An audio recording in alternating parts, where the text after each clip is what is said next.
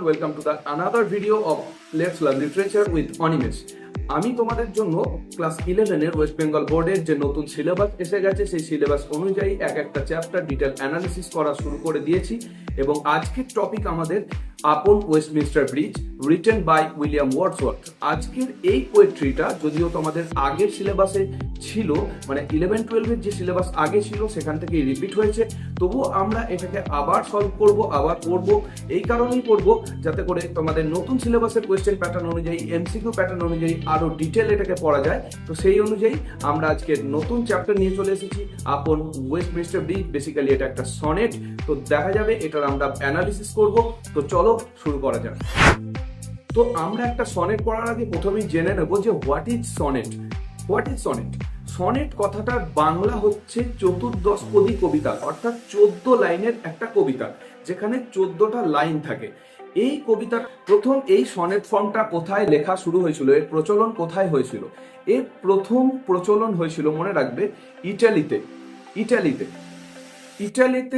Italian sonnet বলা হয় এটাকে, মানে ওটা ওয়ার্ল্ড ওয়াইড এই সনেটটাকে ইটালিয়ান সনেট নামে পরিচিত।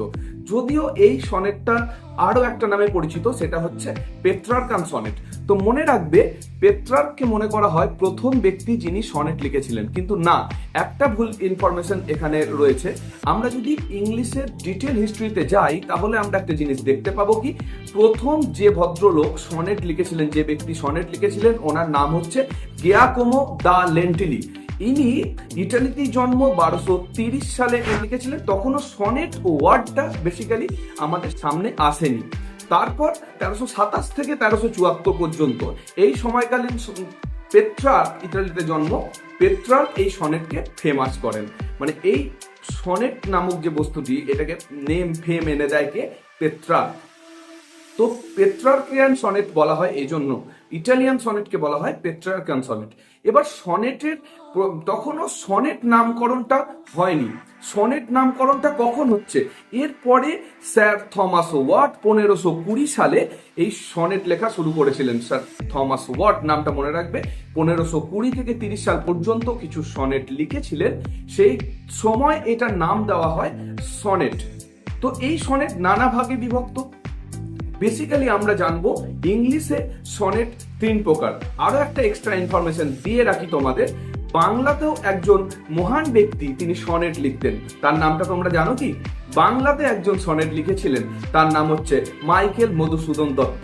উনি একমাত্র মানুষ যিনি বাংলায় সাকসেসফুলি সনেট লিখেছিলেন। তো এই সনেট কি বললাম, 3 রকমের হবে, মানে 3 রকমের হয় প্রধানত। কারণ যে ব্যক্তিগুলো যে ফর্মে, যে প্যাটার্নে আর কি সনেটগুলো লেখেন, তো সেই প্যাটার্ন অনুযায়ী সনেটগুলো চলতে থাকে। তো এবার বোঝো, প্রথম যেটা ইটালিয়ান সনেট, আমরা তো অলরেডি একটা নাম জেনে নিলাম। ইটালিয়ান সনেটের অপর নাম হচ্ছে কি না, পেত্রার্কান সনেট। আর একজন সনেট লিখেছিলেন, ওনার নাম হচ্ছে উইলিয়াম শেক্সপিয়ার। শেক্সপিয়ার যে সনেটটা লিখেছিলেন সেই সনেটের নাম ছিল শেক্সপিয়ারিয়ান সনেট।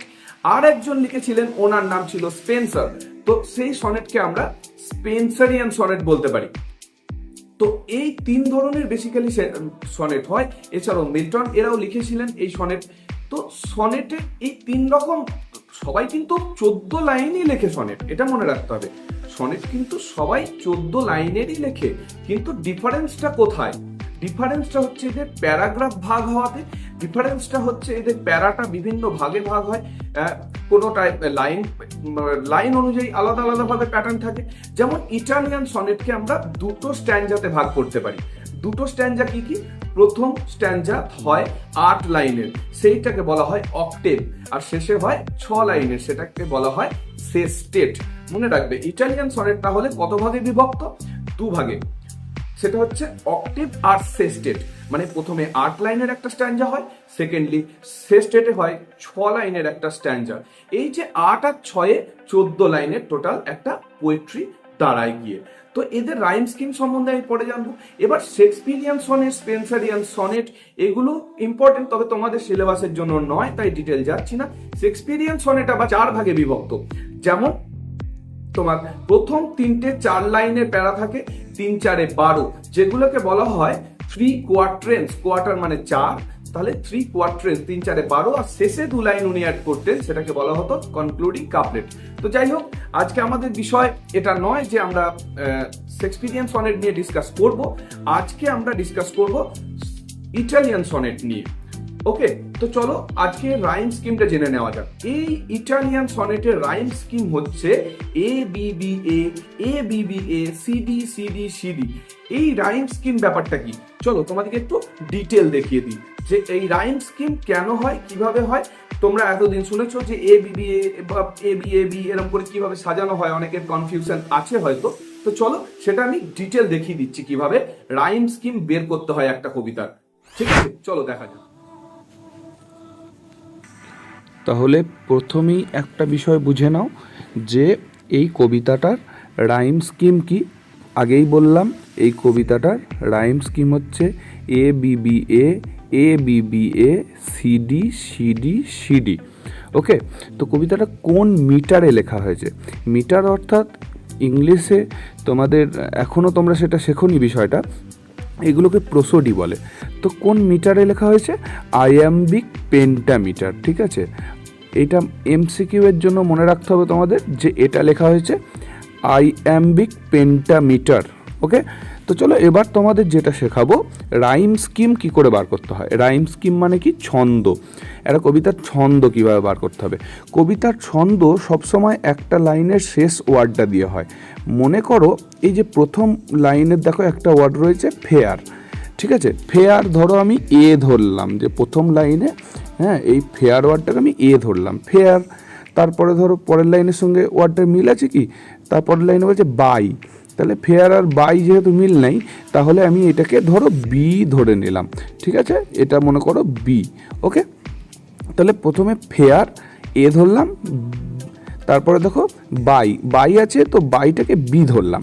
তারপরের লাইনে ওয়ার্ডটা দেখো, শেষ ওয়ার্ডটা হচ্ছে ম্যাজেস্টাই, মানে ওয়ার্ডটা হয় অ্যাকচুয়ালি ম্যাজেস্টি, কিন্তু আমরা কবিতার ছন্দ অনুযায়ী এটাকে ম্যাজেস্টাই বলবো। তাহলে বাই ম্যাজেস্টাই, তাহলে এটাকেও আমরা বি ধরে নিচ্ছি। তাহলে মিললো। প্রথমে দেখো ফেয়ারের সঙ্গে এখনও কারো মিল হয়নি, তাহলে বাই ম্যাজেস্টাই, তাহলে দুটো লাইন যেহেতু মিল হচ্ছে তাই বি বি মিল খেলো। কিন্তু এর সাথে এখনও কারো মিল নাই, তাহলে এর সাথে মিল হচ্ছে কি দেখো ওয়্যার। ওয়্যারটা কোন ওয়ার্ডটার সাথে মিলছে? ফেয়ার। দেখো প্রথম লাইনে ফেয়ার, আর 4 নম্বর লাইনে এসছে ওয়্যার। তো ওয়্যার, তাহলে আমি আবার একটা এ পেয়ে গেলাম। তাহলে ক্লিয়ার হয়ে গেল বিষয়টা। দেখো তাহলে এ বি বি এ মিললো, তাহলে এই জায়গাটা এখন পর্যন্ত। আবার দেখো পরেরটায় ওয়্যারের সাথে দেখো বেয়ার মিলছে, বেয়ার, তাহলে বেয়ারটা আবার এ হয়ে গেল। ঠিক আছে, আবার লাই, লাইটা কিসের সঙ্গে মিলছে? দেখো বাই মানে বাই ম্যাজেস্টাই, আর এখানে লাই, তাহলে এটা বি এর সাথে মিলছে, তাই এটা আবার বি পেয়ে গেলাম। আবার দেখো স্কাই, ঠিক আছে, লাইয়ের সাথে তাহলে স্কাইয়ের মিল খাচ্ছে আবার, তাহলে লাই আর স্কাই হয়ে গেল এক, তাহলে আবার এটা বি হচ্ছে, মানে বি ছন্দেই যাচ্ছে। দেখো আবার এয়ার আসছে, এয়ার, এয়ার কোনটার সাথে যাচ্ছে? তাহলে ফেয়ার, ওয়্যার, বেয়ার, আবার এয়ার, তাহলে এটা আবার এ আসছে, তাহলে এ বি বি এ, আবার কি হলো এ বি বি এ। ক্লিয়ার করতে পারলাম পুরো ছন্দটা। ঠিক আছে, এবার দেখো পরের যে ওয়ার্ডটা স্টিপ, স্টিপ ওয়ার্ডটা কিসের সঙ্গে মিল যাচ্ছে? ফেয়ারের সাথে যাচ্ছে না, মানে ফেয়ার যে এয়ার উচ্চারণটা লাস্টের, সেই এয়ার উচ্চারণের সঙ্গে যাচ্ছে না। বাই বা ম্যাজেস্টাই মানে আই শব্দের সাথেও মিল যাচ্ছে না, তাহলে স্টিপ একটা আলাদা অন্য উচ্চারণ এলো, তাহলে আমি এটাকে সি ধরে নিলাম, কারণ এটা আলাদা, তাহলে সি ধরলাম। আবার দেখো হিল, হিলটাও তো তাহলে স্টিপ বা এসবের সঙ্গে যাচ্ছে না, তাহলে আমি হিলটাকে এখানে ডি ধরে নিলাম, কারণ কি এখনও পর্যন্ত হিলটা দেখো এই আগের আই উচ্চারণ বা এয়ার উচ্চারণ এইগুলোর সঙ্গে যাচ্ছে না, তাই হিলটাকে আমি ডি ধরে নিলাম। ওকে, তাহলে সি ডি পেয়ে গেলাম। আবার দেখো স্টিপের সাথে পরে দেখো ডিপটার মিল যাচ্ছে, ঠিক আছে, স্টিপ ডিপ, তাহলে স্টিপ যেহেতু সি হয়েছে তাহলে এটাও সি হবে, হলো। তারপর দেখো স্টিপ ডিপ হয়ে গেল। আবার উইল, উইলের সাথে দেখো হিলের মিল যাচ্ছে, তাহলে হিল আর উইল মিলে গেল, তাহলে এটাও হয়ে গেল ডি। ঠিক আছে, মনে থাকবে। তাহলে এটাও আমরা কি পেলাম? ওকে, ডি। তো দেখো তাহলে অ্যাসলিপ, অ্যাসলিপ কিসের সঙ্গে যাচ্ছে বুঝতেই পারছো, ডিপ অ্যাসলিপ। তাহলে এটা আবার সি, আবার সি। স্টিল, স্টিল কিসের সঙ্গে যাচ্ছে, স্টিল যাচ্ছে হিলের সাথে যাচ্ছে, উইলের সাথে যাচ্ছে, তাহলে এটাও হয়ে গেল ডি। আমি ধরে নিলাম এটাও হয়ে গেল ডি। তাহলে এখন পর্যন্ত বোঝা গেল। তাহলে ছন্দ কি দাঁড়ালো, A B B A, A B B A, C D C D C D. তাহলে আশা করি তোমাদের এখন পর্যন্ত ক্লিয়ার হয়ে গেছে বিষয়টা। তোমরা পুরো বিষয়টা আশা করি ক্লিয়ার হয়ে গেছে। তো আজকের টপিক কি, upon Westminster bridge, written by William Wordsworth. তো জেনে নিই আমরা প্রথমে যে উইলিয়াম ওয়ার্ডসওয়ার্থ কে ছিলেন। উইলিয়াম ওয়ার্ডসওয়ার্থ ছিলেন একজন ইংলিশ রোমান্টিক পোয়েট। এনার জন্ম হচ্ছে 1770 সালে ইংল্যান্ডের কাম্বারল্যান্ডে। তো ইনি রোমান্টিক পোয়েট বলতে বেসিক্যালি এনার পোয়েট্রিগুলো লেখা হতো নেচারের উপর ভিত্তি করে। মানে উনি প্রকৃতিকে এত ভালোবাসতেন, এত বেশি তুলে ধরতেন ওনার কবিতাগুলোর মধ্যে, এই জন্য ওয়ার্ডসওয়ার্থকে বলা হতো নেচার প্রিস্ট। মনে রাখবে টার্মটা, প্রিস্ট মানে পূজারী, অর্থাৎ ইনি নেচারকে পুজো করতেন। তো এনাকে যখন জিজ্ঞাসা করা হয়েছিল হোয়াট ইজ পোয়েট্রি, ওয়ার্ডসওয়ার্থকে তো তোমরাও জানো কবিতা পড়ছো মানে কবিতা কি, কবিতা কি জিনিস। তো ওয়ার্ডসওয়ার্থ এনার এই যে কোয়েশ্চেনটা, এটার উত্তরটি ছিল poetry is the spontaneous overflow of powerful feeling. মানে আমাদের মনের একটা পাওয়ারফুল ফিলিং আছে, সেই ফিলিংটা আমরা নিতে নিতে ও এমন সময় এমন ওভারফ্লো করে, যখন আমাদের এই ফিলিংটা আর কি, আমাদের মনে কোনো একটা জিনিস দেখছি, কোনো একটা জিনিস ভাবছি, সেই জিনিসটাকে গ্রহণ করতে করতে আমাদের একটা সময় কি হয়, সেটা যখন ওভারফ্লো করে ফিলিংটা, সেটাই কবিতা রূপে ঝরে পড়ে। এটা ছিল ওয়ার্ডসওয়ার্থের মতবাদ। তো ওয়ার্ডসওয়ার্থ বললেন পৃথিবীতে নানা ধরনের মানুষ আছে, তাদের দৃষ্টিভঙ্গি আলাদা আলাদা, তাদের চাল চলন আলাদা আলাদা। যেমন তুমি বুঝতে পারছো যে একজন পোয়েট একরকম লেখে, আরেকজন পোয়েট অন্যরকম লেখে। কেন? দুজনে তো একই জিনিস নিয়ে একই রকম লিখতে পারতেন। ধরো তোমাদের একটা ভালো এক্সাম্পল দিই, ধরো আকাশে একটা চাঁদ আছে, চাঁদ তুমিও দেখছো আমিও দেখছি, সব কবিরাই দেখেছেন। তো তাদের কাছে সবার কাছে চাঁদটা কি একই রূপে ধরা দিয়েছে? না, ধরা দেয়নি। রবীন্দ্রনাথ ঠাকুর কি করলেন, উনি চাঁদকে কি করলেন, রোমান্টিক কবিতা লিখলেন। দেখা হয়েছিল তোমাতে আমাতে কি জানি কি মহালগনে, চাঁদ উঠেছিল গগনে বলে উনি কবিতা লিখেছিলেন, তাই না? তার মানে রবীন্দ্রনাথ ঠাকুরের কাছে চাঁদ একটা বিউটিফুল অবজেক্ট ছিল। আবার উল্টো দিকে দেখো, আমাদের যে বাংলার কবি সুকান্ত ভট্টাচার্য খুব অল্প বয়সে মারা গিয়েছিলেন টিউবারকিউলোসিস হয়ে, খেতে না পেয়ে গরিব অবস্থায়, সেই মানুষটার কাছেও চাঁদ ছিল। তো চাঁদকে উনি কি রূপে দেখলেন? তো চাঁদকে উনি লিখলেন, প্রয়োজন নাই কবিতার স্নিগ্ধতা, কবিতা তোমায় দিলাম আজকে ছুটি, ক্ষুধার রাজ্যে পৃথিবী গদ্যময়, পূর্ণিমার চাঁদ যেন ঝলসানো রুটি। তার মানে এনার কাছে, এই ভদ্রলোক যে আমাদের সুকান্ত ভট্টাচার্য, এনার কাছে চাঁদ কিন্তু রোমান্টিক অবজেক্ট নয়। চাঁদ এনার কাছে একটুকরো যেন রুটি হলে আমার ভালো হতো, যেন পেটের খিদেটা আমার মরতো। তো এই হচ্ছে বিষয়, যে প্রকৃতি এমন একটা জিনিস, যেটা আমাদের জীবন এমন একটা জিনিস, আমাদের প্রত্যেকের দৃষ্টিভঙ্গি আলাদা আলাদা, প্রত্যেকটা মানুষ আলাদা আলাদা রূপে আমরা এই পৃথিবীকে দেখছি। ঠিক আছে, ছোটবেলায় তুমি যেমন ভাবে দুর্গাপুজো কাটাও, বড় হয়ে দুর্গাপুজোয় তোমার মুডটা চেঞ্জ হয়ে যায়। ছোটবেলায় তুমি জামা পরবে, বোম ফাটাবে, লাড্ডু খাবে, এই করতে। যখন বড় হয়ে যাও তখন তোমার দুর্গাপুজো সম্বন্ধে ধারণা পাল্টে যায়। যখন সংসারী হয়ে যাও, তখন সংসার চালাতে হবে, তখন তুমি আর জামা প্যান্ট পরে যা ঘুরতে পারো না, কিন্তু দুর্গা একই থাকে। তাই এরকম প্রকৃতি আমাদের কাছে সবার কাছে একই। উনি বলছেন প্রকৃতি আমাদের সবার কাছে একই, কিন্তু প্রকৃতি ধরা দেয় নানা নানা রূপে। ওনার কাছে যেভাবে ধরা দিতেন অসাধারণ রূপে, তাই উনি নেচার প্রিস্ট। তাহলে আশা করি বোঝা গেল উইলিয়াম ওয়ার্ডসওয়ার্থ সম্পর্কে তোমাদের আর কোনো আশা করি অসুবিধা থাকছে না। তো উইলিয়াম ওয়ার্ডসওয়ার্থ প্রকৃতির সাধারণ জিনিসকে অসাধারণ করে প্রেজেন্ট করতে পারতেন। উনি 1798-এ ওনার বন্ধু আর একজন পোয়েট স্যামুয়েল টেলর কোলরিজের সঙ্গে মিলে লিরিক্যাল ব্যালাড পাবলিশ করেছিলেন। সেখানে ওনার সমস্ত পোয়েট্রি উনি পাবলিশ করতেন। এবার একটা কথা ভাবো, যে উনি যে কবিতাগুলোকে লিখতেন, সেখানে মেন থিম হতো রিটার্ন টু নেচার, মানে প্রকৃতির কোলে ফিরে যাওয়া। কারণ আমরা যত সায়েন্স ডেভেলপ করেছে, আমরা প্রকৃতি থেকে দূরে চলে গেছি আরো, মানে প্রকৃতি আমাদের কাছে যেন ব্রাপ্ত হয়ে গেছে। আমাদের প্রকৃতি কি এমন জিনিস, যত সায়েন্সের ডেভেলপমেন্ট হয়েছে। এই আজকের যে পোয়েট্রিটা পড়ছি, আপন ওয়েস্টমিনস্টার ব্রিজ এটা একমাত্র উইলিয়াম ওয়ার্ডসওয়ার্থের কবিতা যেটা কোনো শহরের কেন্দ্র করে, মানে একটা শহরকে কেন্দ্র করে এটা লেখা হচ্ছে। কারণ একটা কথা বলছো, নেচার নিয়ে লিখলে তিনি বনে, জঙ্গলে, গ্রামে, পাহাড়ি এলাকায়, এইসব জায়গায় তিনি কবিতাগুলো লিখবেন। কিন্তু আজকের যে কবিতাটা আমরা পড়তে চলেছি, এটা সেসব জায়গায় উনি লিখছেন না, উনি লিখছেন একটা শহর কেন্দ্রিক কবিতা। তাহলে কিভাবে এটা নেচার পোয়েট্রি হচ্ছে, এর পিছনে একটা হিস্ট্রি বলি তোমাদের। 1798 উনি পাবলিশ করেছিলেন লিরিক্যাল ব্যালাড। তার আগে একটা ঘটনা ঘটে যায়, তোমরা ইতিহাসে সবাই পড়েছো, শিল্প বিপ্লব হয়েছিল লন্ডনে। শিল্প বিপ্লব হওয়ার সাথে সাথে কি হয়েছিল না, লন্ডন শহরটাতে মানুষ ব্যাপকভাবে নানাভাবে ব্যস্ত হয়ে পড়েছিল। কারণ কাজ পাচ্ছে মানুষ, কাজের চাহিদা বাড়ছে, মানুষ আর বসে বসে শুধু প্রকৃতি দেখলে তাদের দিন কাটবে না, সেই জন্য মানুষ কি করতে লাগলো, মানে প্রচণ্ড ব্যস্ত হয়ে পড়লো। একদিন এমনই ব্যাপার যে উইলিয়াম ওয়ার্ডসওয়ার্থ 1802 সালের সেপ্টেম্বর মাসের 3 তারিখে আসছিলেন ফ্রান্স থেকে ঘোড়ার গাড়ি করে ওনার বোনকে সঙ্গে নিয়ে, বোনের নাম ছিল ডরোথি।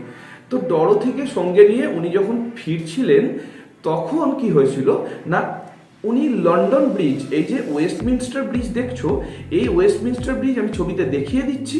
তো এটা হচ্ছে লন্ডন ব্রিজ। লন্ডন ব্রিজ মানে লন্ডন শহরের ওপর এই ব্রিজটা অবস্থিত, এটার নামই হচ্ছে ওয়েস্টমিনস্টার ব্রিজ।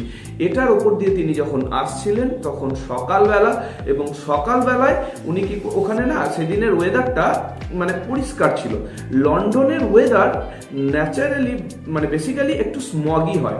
স্মগ কথাটার অর্থ কি, স্মগ মানে ধোঁয়াশা, মানে স্মোক মানে ধোঁয়া, আর ফগ মানে কুয়াশা। এই দুটো ওয়ার্ড মিলে স্মগ, স্মোক আর ফগ মিলে স্মগ, ঠিক আছে? এগুলোকে হাইব্রিড ওয়ার্ড বলে ইংলিশে। তো এই ওয়েদার একটু স্মগই হয়, যেহেতু তোমরা যদি কলকাতা দেখো, যে কলকাতার আবহাওয়াটা না অন্যান্য পাড়াগ্রামের থেকে অনেকটা ধোঁয়াটে লাগে দেখতে, সেই রকমই ব্যাপারটা। তো শিল্পাঞ্চল, যেখানে শিল্প ডেভেলপ করছে অনেক বেশি, সেই রকম বিষয়গুলোতে কি হয় না, একটু স্মগি ওয়েদারে আকাশে সূর্য ওঠাটা না দেখা যায় না, কারণ কুয়াশাচ্ছন্ন থাকে সকালবেলা। কিন্তু এই যে সেপ্টেম্বর মাসের 3 তারিখ 1802 সালে ওয়ার্ডসওয়ার্থ ওনার বোনকে নিয়ে ফিরছিলেন কোথা থেকে না, লন্ডনের ফ্রান্স থেকে উনি ফিরছিলেন বাড়ি লন্ডন। তো সেই সময় দেখছেন সূর্য উঠছে, আহামরি কোনো ঘটনা ঘটছে না, তো আহামরি ঘটনা ঘটছে না, কিন্তু উনি কি করছেন না, এই সূর্য ওঠাটাকে কেন্দ্র করে আজকের এই প্রেজেন্ট যে সনেটটা, এই সনেটটা লিখেছিলেন। তো এটা একটা, আবারও বলছি, এটা একটা ইটালিয়ান সনেট, এবং স্ট্যান্জা ওয়াইজ এটা ভাগ থাকে। তো সেই স্ট্যান্জা ওয়াইজ ভাগ করে করে চলো আমরা আজকে ডিটেল পড়বো, এবং এর কবিতার পিছনে যে লিটারারি টার্মসগুলো আছে সেই টার্মসগুলো আমরা জেনে নেব। তো চলো আজকের কবিতাটা শুরু হচ্ছে কিভাবে না, কবিতার টাইটেলটা কম্পোজড আপন ওয়েস্টমিনস্টার ব্রিজ। তাহলে প্রথমেই তোমাদেরকে মনে রাখতে হবে, এই যে বলেছিলাম ওয়েস্টমিনস্টার ব্রিজ, ওয়েস্টমিনস্টার ব্রিজ কি জিনিস না, লন্ডন ব্রিজ। হ্যাঁ, লন্ডন ব্রিজ, যে ব্রিজের ওপর দিয়ে যানবাহন যাতায়াত করে, টেমস নদীর ওপরে এই ব্রিজটা আছে। তো এই ব্রিজটার নাম ছিল ওয়েস্টমিনস্টার ব্রিজ। তো দেখো কবিতার লাইন বাই লাইনে কি বলছে, আর্থ has not anything to show more fair। তো এই কথাটার মানে কি, এই কথাটা মানে হচ্ছে এর থেকে সুন্দর এই পৃথিবীতে আর দেখার কিছু নেই। তিনি প্রথমেই দেখো আমি বলেছিলাম উনি এমনভাবে অতিরঞ্জিত করেন বিষয়গুলোকে, উনি প্রকৃতির বিষয়গুলোকে এমনভাবে প্রেজেন্ট করেন যেন এটাই প্রথমবার ঘটছে, মানে এর আগে কখনো এরকম ঘটনা ঘটেইনি। তিনি এমনভাবে প্রেজেন্ট করেন বিষয়গুলোকে, সেরকমই এখানেও করছেন। তিনি বলছেন পৃথিবীকে এর থেকে সুন্দর দেখার আর কিছু নেই। এখানে ফেয়ার কথাটা মানে কি, ফেয়ার মানে এখন যেমন ফেয়ারের যে চেঞ্জ এসেছে, এগুলোকে সিমান্টিক ট্রান্সফার বলে, যে ওয়ার্ডের যে চেঞ্জ হয়। আগে যখন ইংলিশ ছিল তখন ফেয়ার মানে যে কোনো বিউটিফুল অবজেক্টকে বোঝাতো, যে কোনো সুন্দর জিনিসকে ফেয়ার বলতো। এখন যেমন ফেয়ার বলতে শুধু ফেয়ারনেস অর্থাৎ ফর্সাকে বোঝায়, সেরকম। তো আর্থ has not anything to show more fair, মানে পৃথিবীকে এর থেকে সুন্দর আগে কখনো দেখায়নি। সেকেন্ড লাইনে বলছে দেখো, dull would he be of soul who could pass by. বোকা, সেই লোকগুলোকে তিনি বোকা বলছেন। ডাল, ডাল অর্থাৎ বোকা, বোকা মানুষদেরকে বলছে। বলছে কিছু কিছু লোক আছে তারা খুব বোকা, মানে লন্ডন ব্রিজের ওপর তিনি দাঁড়িয়ে, তিনি যখন ফ্রান্স যাচ্ছিলেন ঘোড়ার গাড়িতে করে, তো তিনি দেখছেন অনেক মানুষ কী হচ্ছে, পেরিয়ে চলে যাচ্ছে। এনার মতো সবাই তো নেচার স্পেশালিস্ট নয়, নেচার প্রিস্ট নয় যে সবাই দাঁড়িয়ে প্রকৃতিকে উপভোগ করবে, সবাই নিজের নিজের কাজে বেরিয়ে যাচ্ছে। তো উনি তাদেরকে বোকা বলছেন, সেই লোকগুলোকে, যে লোকগুলো আর কি এই দৃশ্যটা না দেখে, কোন দৃশ্যটা, যে এই সূর্য উঠছে এই দৃশ্যটাকে, তো তিনি বলছেন যে সেই লোকগুলো হচ্ছে বোকা অফ সোল, মানে এই লোকগুলোর মন বলে কিছু নেই, ঠিক আছে, মানে সোল অর্থাৎ তোমার যে সমস্ত মানুষগুলোর আত্মা, মানে মনের যে ফিলিং, সেইগুলোকে এখানে সোল বলছে এই লোকগুলোর ফিলিং বলে কিছু নেই, মন বলে কিছু নেই, এই লোকগুলো হচ্ছে বোকা। হু কুড পাস বাই, যে লোকটা আর কি এই দৃশ্যটা না দেখে পেরিয়ে চলে যাচ্ছে, এরা আর কিচ্ছু না, এরা বোকা, ঠিক আছে। তাহলে বুঝতে পারছো এই লোকগুলোকে তিনি বোকা বলছেন। আবার বলছে a sight so touching in its majesty, বা কবিতার ছন্দ অনুযায়ী ম্যাজেস্টাই, ওকে। তো বলছে এই যে একটা দৃশ্য, যে দৃশ্যটা উনি এখন দেখছেন, এই দৃশ্যটাকে বলছেন এত টাচিং মানে বুঝতে পারছো তো, মন ছুঁয়ে যাওয়া, টাচ করে যাচ্ছে, একদম ছুঁয়ে যাচ্ছে, মানে একটা মন ছুঁয়ে যাওয়া এমন একটা দৃশ্য চলছে। ইন ইটস ম্যাজেস্টাই বা ম্যাজেস্টি মানে কি, মহিমা, মানে এই দৃশ্যটার মহিমা অসাধারণ, একটা মহিমান্বিত একটা দৃশ্য। হ্যাঁ, তো তিনি বলছেন মহিমান্বিত এমন একটা দৃশ্য, সেটাকে দেখে যারা পেরিয়ে না দেখে যারা পেরিয়ে চলে যাচ্ছে, তারা কি বোকা, একদম বোকার লোক। তারপর বলছে দেখো, the city now doth like a garment wear. তো এখানে কটা ওয়ার্ড বুঝে নিতে হবে। ডথ, এখানে ডথ ওয়ার্ডটা কেন, ডথ মানে হচ্ছে ডাজ, ঠিক আছে। এখন যেমন আমরা থার্ড পারসন সিঙ্গুলার নাম্বার হলে ভার্বের সঙ্গে এস বাই এস যোগ করি, সেটাই হচ্ছে ডাজ। তার আর্কাইক ইংলিশ, আগেকার দিনে কবিতা বা পুরনো ইংলিশে তখন কী হতো, ডথ ব্যবহার করা হতো।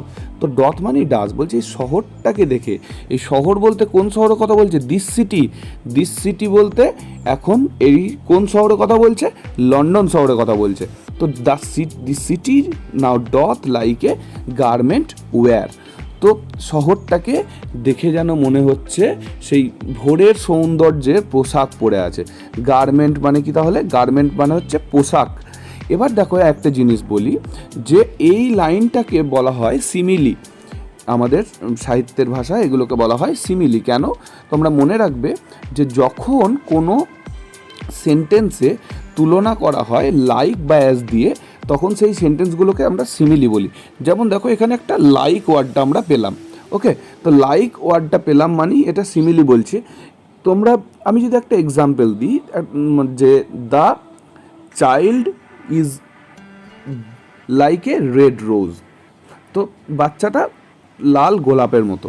এই যে লাইক কথাটা দেখো ব্যবহার করলাম, তো এই জন্য তুলনা করা হচ্ছে দুটো সম্পূর্ণ আলাদা জিনিসকে যখন তুলনা করি একটা সেন্টেন্সের মধ্যে লাইক বা অ্যাজ দিয়ে। লাইক বা অ্যাজ কথাটার মানে কি, মতো, এই মতো দিয়ে যদি যোগ করি, এর মতো, ওর মতো, হ্যাঁ, তাহলে সেই সেন্টেন্সগুলোকে বলা হয় কি, সিমিলি। মনে থাকবে। তাহলে এই যে বলছে the city now doth like a garment wear, শহরটাকে দেখে মনে হচ্ছে যেন মানে ভোরের সৌন্দর্যের পোশাক পরে থাকার মতো আছে শহরটা আর কি। তাহলে এই চারটে লাইনের একবার মানেটা জেনে নিই, যে কি পৃথিবীকে এর থেকে সুন্দর আর কিছু মানে দেখার নেই, মানে এর থেকে সুন্দর পৃথিবীকে আগে কখনো দেখা যায়নি। বোকা হচ্ছে সেই লোকগুলো যারা পেরিয়ে চলে যাচ্ছে এই দৃশ্যটা না দেখে। A sight so touching in its majesty, এই দৃশ্যটা এত মহিমান্বিত একটা দৃশ্য, যে দৃশ্যটা লোকে উপভোগ না করেই চলে যাচ্ছে। শহরটা দেখে মনে হচ্ছে যেন ভোরের পোশাক, ভোরের যে সৌন্দর্য, সে পোশাক পরে আছে। এখানে ভোরের পোশাক বলতে কি বলো তো, আমরা বলি না শীতের চাদর মুড়ি দিয়ে ঘুমোচ্ছে, তার মানে কি শীতের চাদর মুড়ি দিয়ে ঘুমোচ্ছে শহরটা, তার মানে কি শীতের চাদর বলতে এখানে কি বোঝাচ্ছে, মানে গোটা শহরটা ঘুমিয়ে আছে। আমরা এগুলো কথাই ইউজ করি, শীতের চাদর, যেটা মানুষ ব্যবহার করে, ওকে। তো সেরকমই ব্যাপারটা, যে শহরটাকে দেখে মনে হচ্ছে পোশাক পরে আছে। পোশাক বলতে এখানে ঘুমের চাদর বলতে পারো, ঠিক আছে। এটাই হচ্ছে পোশাক, শহরের পোশাক, মানে ঘুমের চাদরে মুড়ে আছে সব, ওকে। তাহলে নেক্সট চারটে লাইনে যাই। তাহলে প্রথম চারটে লাইন তো আমাদের ক্লিয়ার হয়ে গেছে। দেখো কি বলছে, the beauty of the morning silent bare, বলছে সকালের যে সৌন্দর্যটা, বিউটি মানে সৌন্দর্যটা, সকালের যে বিউটিটা কেমন, না সাইলেন্ট বেয়ার। এই দুটো ওয়ার্ড মনে রাখতে হবে যে সকালের সৌন্দর্যটা উনি কিভাবে বর্ণনা করেছেন। উনি বলেছেন সাইলেন্ট বেয়ার। সাইলেন্ট মানে কি? নিস্তব্ধ। বেয়ার মানে উন্মুক্ত, চারদিক পুরো ফাঁকা, মানে মানুষজন এখনো বেরোয়নি অতটা। সাইলেন্ট কেন বলছেন? যে এত নিস্তব্ধ একটা সৌন্দর্য কেন? তোমাদেরকে ইন্ট্রোডাকশানে আমি বলেছি যে শিল্প বিপ্লব হয়েছিল 1789-এ। তো তারপর কি হলো না, মানুষজন প্রচুর ব্যস্ত হয়ে গেল। এবার লন্ডন শহর এত ব্যস্ত একটা শহর, এত ব্যস্ত যে সব সময় গাড়ি ঘোড়া কল কারখানা, একটা প্রচণ্ড আওয়াজ, সব সময় একটা প্রচণ্ড আওয়াজ চলে। তো এখন ভোরবেলা মানুষ যেহেতু এখনও ঘুম থেকে ওঠেনি, প্রতিদিনের কাজ যেহেতু এখনও শুরু হয়নি, তাই শহরটা সাইলেন্ট আছে, বেয়ার, চারদিকটা পুরো ফাঁকা ফাঁকা লাগছে, মানে মানুষজন নেই বেশি। ওকে, পরের একটা লাইনে কি হচ্ছে না, শহরটা কতটা উন্নত সেই বর্ণনাটা পরের একটা লাইনে দিয়ে দিচ্ছে। দেখো, মানে একটা লাইনে গোটা লন্ডন শহরকে ডেসক্রাইব করছে। ঠিক পরের লাইনটাতে কি বলছে? Ships, towers, domes, theatres and temples lie. Ships অর্থাৎ জাহাজ। তখনকার দিনে বা এখনকার দিনেও লন্ডনের যে টেমস নদী, সেই টেমস নদীর ওপর দিয়ে যে জাহাজগুলো বয়ে যায়, তো তাদেরকে বলছে শিপস, টাওয়ার্স, ডোম। শিপস সেগুলো হচ্ছে জাহাজ। টাওয়ার্স, টাওয়ার্স মানে কি? টাওয়ার্স মানে হচ্ছে ধরো সেই উঁচু উঁচু বাড়িগুলো, যেগুলো সেই লম্বা লম্বা টাওয়ারের মতো বাড়িগুলোকে টাওয়ার বলে, ঠিক আছে? তো যেমন বুর্জ খলিফা, বুর্জ খলিফাকে সেটা একটা টাওয়ার, সেরকম ব্যাপারটা। তোমরা কলকাতায় দেখবে দ্য 42 বলে একটা টাওয়ার আছে, মানে টাটার বিল্ডিং যেটা, সেগুলো সেরকম উঁচু উঁচু বিল্ডিংগুলোকে টাওয়ার বলছে। তাহলে জাহাজ, টাওয়ার্স, ডমস। ডমস মানে হচ্ছে গম্বুজ, মানে সেই এক একটা বাড়ি দেখবে যাদের মাথার ছাদগুলো সেই গম্বুজের মতো গোল গোল আকৃতির। মসজিদ দেখেছো তোমরা, সেই মসজিদের টাইপের একটা ব্যাপার আছে। তো সেই সমস্ত বাড়িগুলোর কথা বলছে। থিয়েটার্স, নাট্যশালা। নাট্যশালা, এই থিয়েটার বলতে এখানে বেসিক্যালি কোন থিয়েটারের কথা বলছে বলো তো? এখন যেমন আমাদের মাল্টিপ্লেক্স হয়ে গেছে, সিনেমা হল হয়ে গেছে, তখন তো আর এত সিনেমা ছিল না, তাই থিয়েটার ছিল। মানে অনেকে থিয়েটারে কী হতো, নাটক দেখতে যেত, প্লে। তো থিয়েটার বলতে আমরা বলতে পারি একটা থিয়েটারের নাম শেক্সপিয়ারের গ্লোব থিয়েটার। উইলিয়াম শেক্সপিয়ার যে থিয়েটারটা তৈরি করেছিলেন, গ্লোব থিয়েটার, সেই থিয়েটারের কথাও বলছেন উনি। হ্যাঁ, সেটাও লন্ডনে ছিল। অ্যান্ড টেম্পলস লাই, আর কি? মন্দির, সব ঘুমোচ্ছে। এখানে একটা জিনিস বুঝতে হবে, আগে তোমাদেরকে সিমিলি বোঝালাম, এবার আর একটা জিনিস তোমরা বুঝে নাও। এই যে লাই ওয়ার্ডটা বলছে, এই লাই ওয়ার্ডটা কেন বলছে? বলছে ships, towers, domes, theatres and temples lie. বলছে জাহাজ, উঁচু টাওয়ারগুলো, ডোমস মানে গম্বুজ আকৃতির বাড়িগুলো, থিয়েটার, নাট্যশালা, টেম্পলস, মন্দিরগুলো সব ঘুমোচ্ছে। দেখো, এগুলো তো আর ঘুমোয় না, এগুলো তো আর ঘুমোয় না। মানুষ ঘুমোয়, কোনো প্রাণী ঘুমোয়, কিন্তু কোনো বাড়িঘর কি আর ঘুমোতে পারে? তো এগুলোকে যে এই যে ইউজ হচ্ছে, এই ওয়ার্ডগুলোকে, এই জিনিসগুলোকে বলা হয় পার্সোনিফিকেশান। মনে থাকবে কি বলা হচ্ছে? পার্সোনিফিকেশান, মানে পার্সনিফিকেশান। পার্সন মানে ব্যক্তি, ইফিকেশান মানে ব্যক্তি সত্তা আরোপ করে দেওয়া। ব্যাপারটা তোমাদেরকে বলি যে মানুষের মতো যে কাজ কারবারগুলো, সেগুলো যখন কোনো নন হিউম্যান অবজেক্ট, অর্থাৎ যেগুলো কোনো বস্তুর ওপর চাপিয়ে দেওয়া হয় সে মানুষের কাজ কারবারগুলোকে, সেগুলোকে বলা হয় পার্সোনিফিকেশান। মনে থাকবে? তো পার্সোনিফিকেশান আমরা পেলাম। তো কেমন, আমি একটা এক্সাম্পল দিই।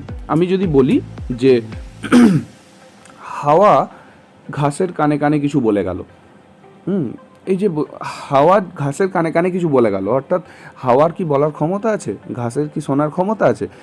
এগুলো মানুষের কাজ।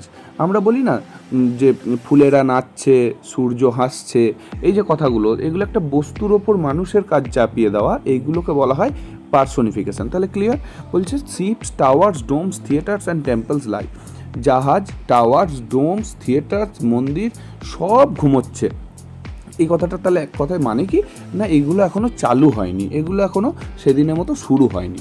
ওকে, open unto the field and to the sky. এর মানেটা কি? মানে পুরো একদম এরা, এই যে ships, towers, domes, theatre, temples, এরা পুরো ওপেন, একদম মাঠ জুড়ে, আকাশের নিচে, পুরো একদম পুরো উপত্যকা জুড়ে এরা পুরো একদম ঘুমোচ্ছে, সব পড়েই আছে। Open and to the field and to the sky, মানে দিগন্ত জুড়ে একদম এই সমস্ত জিনিসগুলোকে দেখা যাচ্ছে, এরা কি না পুরো ঘুমোচ্ছে। ক্লিয়ার হয়ে গেল বিষয়টা, যে এই সমস্ত জিনিসগুলো এরা এখনও কেউ ঘুম থেকে ওঠেনি। All bright and glittering in the smokeless air. ধোঁয়াহীন বাতাসে, স্মোকলেস এয়ার মানে ধোঁয়াহীন বাতাসে, ঠিক আছে। অল ব্রাইট অ্যান্ড গ্লিটারিং, সব কিছু যেন চকচক করছে, গ্লিটার করছে, মানে চকচক ঝকঝক করছে, উজ্জ্বল একদম ধোঁয়াহীন বাতাসে। তাহলে আবার একটা জায়গা পাচ্ছি আমাদের প্রশ্ন হওয়ার মতো, যে বাতাসটাকে তিনি কি বলছে, স্মোকলেস এয়ার, ধোঁয়াহীন বাতাস। তিনি ধোঁয়াহীন বাতাস কেন বলছেন? তাহলে ধোঁয়াহীন বাতাসে সব কিছু যেন চকচক করছে, ঝকঝক করছে। এই ধোঁয়াহীন বাতাসে সব কিছু চকচক ঝকঝক করছে, তার মানেটা কি? এটাও তোমাদেরকে বুঝতে হবে। ধোঁয়াহীন বাতাস এই কারণেই, কারণ তখনও কলকারখানা কিছু চালু হয়নি। বাতাস ভোরের বেলা শুদ্ধ থাকে না, সেরকমই ব্যাপারটা, যে তখনও কাজ কারবার কিছু শুরু হয়নি। তাহলে এই 4টে লাইনের মানে কি দাঁড়ালো? যে সকালের সৌন্দর্যটা নিস্তব্ধ, উন্মুক্ত, হ্যাঁ, জাহাজ, টাওয়ার্স, ডোমস, থিয়েটার্স, মন্দির সব ঘুমোচ্ছে। এগুলো একদম খোলা আকাশের নিচে মাটিতে বিস্তৃতভাবে সব ছড়িয়ে আছে, একদম পুরো মানে দূর দিগন্ত পর্যন্ত লন্ডন শহরকে একদম মানে বর্ণনা করছেন। আর কি, অল ব্রাইট অ্যান্ড গ্লিটারিং, সব ধোঁয়াহীন বাতাসে চকচক করছে, এখনও মানুষজন তার প্রতিদিনের কাজটা শুরু করেনি। তাহলে এখন পর্যন্ত কি হয়ে গেল? আমাদের অক্টেভটা শেষ হয়ে গেল, প্রথম 8 লাইন শেষ হয়ে গেল এখানে। এবার দেখো সেস্টেট। তো সেস্টেটে কি বলছেন উনি? না, নেভার ডিড সান। তো সেস্টেটে যাওয়ার আগে তোমাদের একটা কথা বলি। তো উনি এখন পর্যন্ত দেখো প্রথম 8টা লাইন জুড়ে কি করলেন? শহরটার বর্ণনা দিলেন, ঠিক আছে, শহরটার বর্ণনা দিলেন, যেটা তোমাদের রাইম স্কিমে আমরা দেখেছি প্রথম 8টা লাইনে। এ বিবিএ ওই কটার 8টা লাইনে কি করলেন? পুরো শহরটার বর্ণনা দিয়ে দিলেন। এবার উনি কি করছেন দেখো, এই যে 9 নম্বর লাইন থেকে কবিতার মুডটা পাল্টে যাচ্ছে, মুড মানে বলার ভঙ্গিটা দেখো পাল্টে যাচ্ছে, মানে আর শহরের বর্ণনা উনি করছেন না। এখানে বলছেন never did sun more beautifully steep, সূর্য এত সুন্দরভাবে কখনো উঁকি দেয়নি।